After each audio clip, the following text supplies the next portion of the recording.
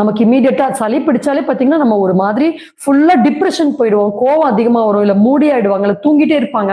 So முதல்ல சளி காய்ச்சல் இருக்கும்போது படுத்து தூங்கக்கூடாது. ஒரு பேஷண்ட் அப்படிதான் நேற்று வாமிட்டிங் 2-3 நாளா இருந்தது. சோ 2-3 நாளா சாயங்காலம் சாயங்காலம் போனோடனே படுத்து தூங்கினோன்னா அது இன்னும் குறையவே இல்லை. 4th டேல தூங்காம ஒரு நல்ல லிக்விட் ஐட்டம்ஸா, நல்ல டைஜஷன் ஆகிற மாதிரி லிக்விட் ஐட்டம்ஸா கன்சியூம் பண்ணிட்டு நல்ல ஏப்பம் ரிலீஸ் ஆயிருக்கு, நல்ல ஒரு 10-15 மினிட்ஸ் ப்ரேயர் பண்ணியிருக்காங்க.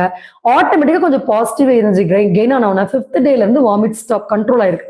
சோ என்னதான் மருந்து மாத்திரைகள் கொடுத்தாலும் நம்ம கொஞ்சம் இந்த பாசிட்டிவ் வைப்ரேஷன்ஸையும் நம்ம எடுத்துக்கும் போது திரும்ப திரும்ப தொடர்ந்து சளி காய்ச்சல் வர்றதும், நம்ம இனிமே நமக்கு அது அட்டாக் ஆகாம இருக்கிறது, வீட்டுக்கு மத்தவங்களுக்கு ஒருத்தங்களுக்கு ஸ்ப்ரெட் ஆகாம இருக்கிறதுக்கு இதான் வழிமுறை.